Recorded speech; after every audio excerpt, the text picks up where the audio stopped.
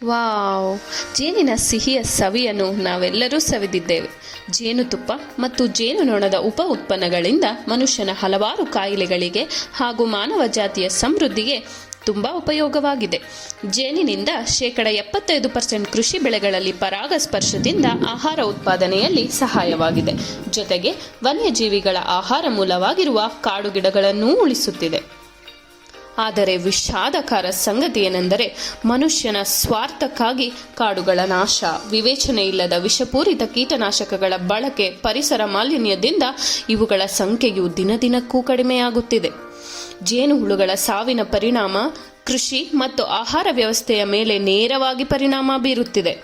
ಜೇನುಹುಳುಗಳಿಲ್ಲದೆ ಹಲವಾರು ತರಕಾರಿ ಮತ್ತು ಹಣ್ಣುಗಳ ಉತ್ಪಾದನೆ 20-30% ಹೆಚ್ಚು ಕಡಿಮೆಯಾಗುತ್ತದೆ. ಜೇನುಹುಳುಗಳು ತಮ್ಮ ಅಸ್ತಿತ್ವವನ್ನೇ ಕಳೆದುಕೊಂಡರೆ ಮಾನವ 4 ವರ್ಷಗಳ ಕಾಲ ಮಾತ್ರ ಉಳಿಯಬಲ್ಲ.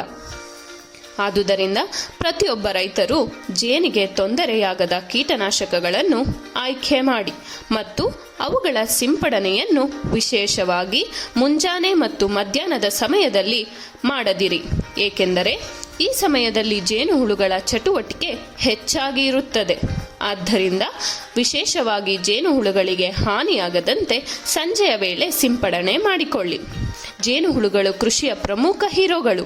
ಜೇನುಹುಳುಗಳನ್ನು ರಕ್ಷಿಸುವ ಮೂಲಕ ನಾವು ನಮ್ಮ ಆಹಾರ, ಕೃಷಿ ಮತ್ತು ಭವಿಷ್ಯವನ್ನು ಕಾಪಾಡಿಕೊಳ್ಳೋಣ. ಕೃಷಿ ಮತ್ತು ಪ್ರಕೃತಿಯ ಸಮತೋಲನ ಸಾಧಿಸಲು ಒಟ್ಟಾಗಿ ಪ್ರಯತ್ನಿಸೋಣ. ನವಯುಗ ಕೃಷಿ ಚಾನೆಲ್ನಲ್ಲಿ ಮತ್ತೆ ಭೇಟಿಯಾಗೋಣ. ಧನ್ಯವಾದಗಳು.